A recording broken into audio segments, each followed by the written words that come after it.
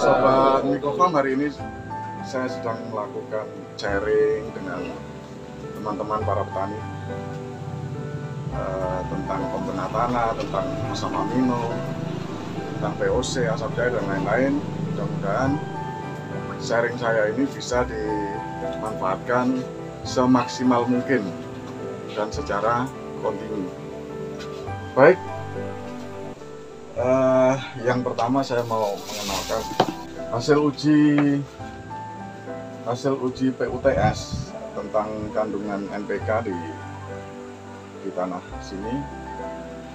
Hasilnya adalah kandungan N-nya rendah. Wajar kalau kandungan N-nya rendah karena N itu mudah tercuci, mudah menguap. Kemudian kandungan K-nya juga rendah, dan yang utama kandungan P-nya sangat tinggi. Kenapa P di dalam tanah bisa sangat tinggi?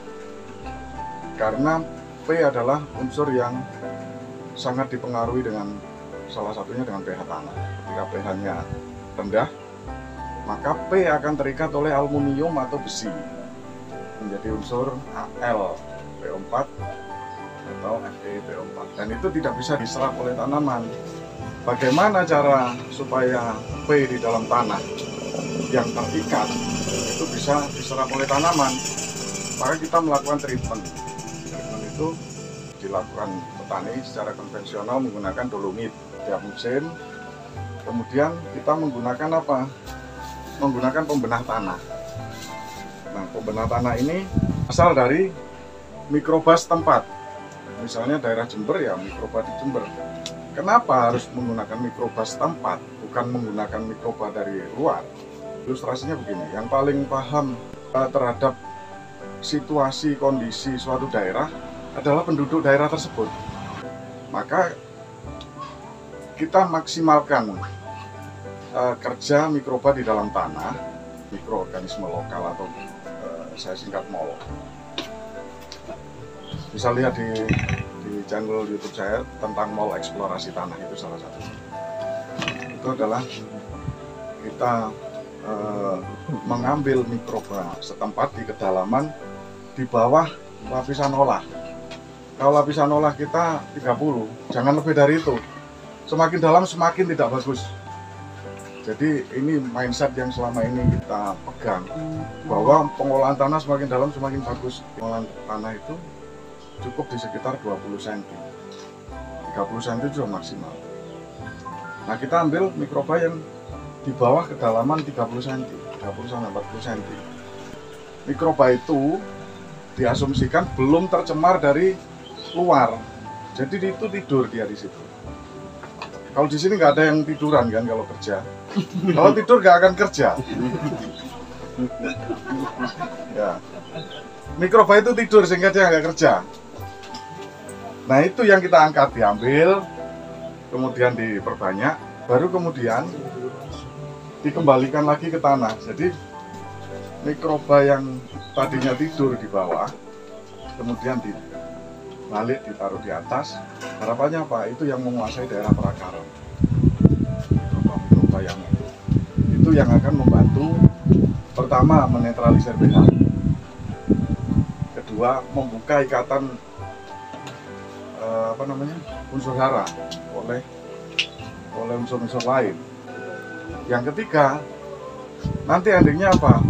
Menghemat pupuk sesuai dengan program ya siapapun, baik itu perusahaan, petani. Kalau petani dengan biaya yang rendah, hasilnya maksimal, itu harapannya, ditambah doa. Kemudian misalnya ini pembenah tanah. Di sini ada Pseudomonas fluorescens. Dia berfungsi untuk mengendalikan layu bakteri, kemudian menambat P, kemudian ada mycorrhiza. Kalau kekeringan, nggak bingung-bingung, mycorrhiza yang bekerja untuk efisiensi air, membantu penyerapan air. Kemudian apalagi PGPR. PGPR dia membantu pertumbuhan akar. Nah, mikroba yang saya sebutkan itu mikroba dari daerah perakaran. Di tanaman apa? Hampir semua tanaman ada. Batang bambu itu yang keren ya. Batang bambu. Kenapa sih harus batang bambu? Batang bambu itu rata-rata bukan hanya tanaman orang tua kita dulu, tapi mbah buyut kita yang tanam. Batang bambu di pinggir Sungai Ajung, ada yang tahu kapan tanamnya? Udah mungkin udah 50 tahun atau 100 tahun yang lalu. Tapi dia sampai hari ini dia hidup dan tidak pernah sakit itu loh. Kenapa tidak pernah sakit?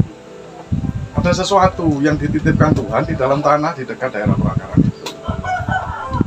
Maka itu yang coba kita ambil, kita biarkan, kemudian kita masukkan di sini. Perlu diketahui ya, dulu tahun 2007 itu pernah uji bahan organik tanah. Ada yang tahu nggak? Syarat tanah subur itu C organiknya berapa, kerapatan mikrobanya berapa? Dan kamu sawangannya bisa tapi nggak bisa.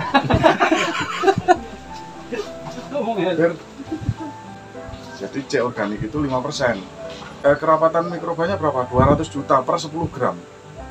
Jadi dengan mikroba yang rendah, C organik rendah, apa yang mau kita dapat dari tanamannya?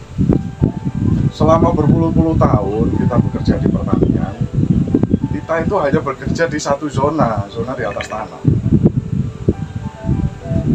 Secara konvensional begitu, zona di atas tanah. Yang dirawat itu tanamannya. Kalau sepeda motor, cuma dibelikan bensin toh. Sepeda motor terjelek punya siapa di sini? Punya ini loh, punya ini. Dulu saya tawar ini, buat juta nggak boleh.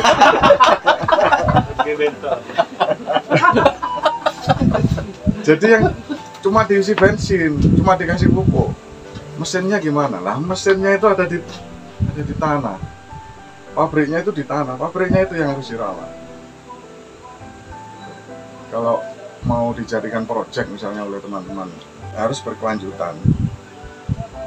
Jadi sebelum aplikasi, cek dulu. Itu radiusnya berapa kilo ya? Misalnya kira kita sendiri Di lahan aja. Kalau misalnya sini itu bisa mewakili ini aja lahan gawe ya.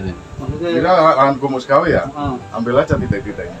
kalau maksudnya ini bisa mewakili beberapa lokasi yang Enggak, di sini enggak? dia lebih spesifik ke. Lahan apa yang gitu.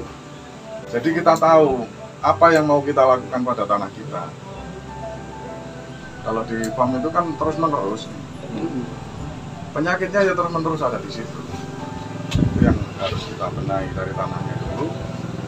Baru tanah sudah oke, ke atas. Ke atas bagaimana? Kalau full kimiawi itu bagus apa jelek? Ya bagus lah. Hama disemprot mati. Tapi jangka panjangnya bagaimana? Kalau sudah terjadi, pertama resistensi, kimiawi nggak akan efektif. Yang kedua, terjadi peledakan hama. Penyebabnya apa peledakan hama? Karena rantai makanan ada yang putus. Misalnya wereng ya, terjadi peledakan hama wereng di suatu daerah.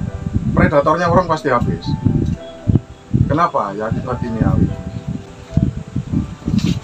Kalau yang saya perkenalkan ya di mana-mana, menggunakan asap cair tidak langsung tes, tapi cukup bersih.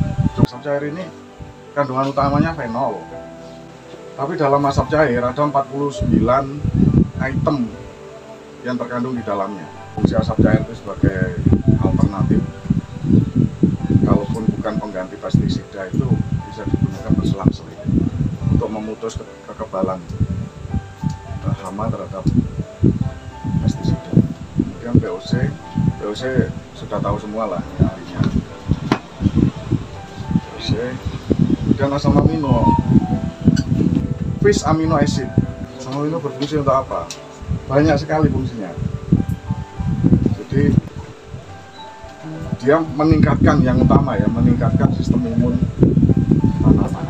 Jadi sejak awal kalau aplikasi pakai asam amino, kita harapkan virus tidak mudah masuk. Gabungan dari ketiga ini bagus. Kalau ini teman-teman bisa bikin sendiri. Di YouTube saya ada. Apa saja sih yang bisa dibikin? Keong sawah yang jadi apa? Bisa dibikin. Bisa dipraktekkan di lahan. Itu kan gampang banget. sawah bor, uangnya kan untuk sawah. dipilih. Jadi sekilas seperti itu, teman-teman. Mudah-mudahan apa yang saya sampaikan ini bermanfaat. Amin.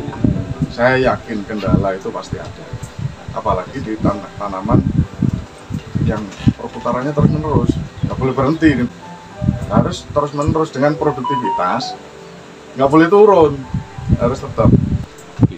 Kalau bisa naik ya lebih bagus. Itu kira-kira teman-teman.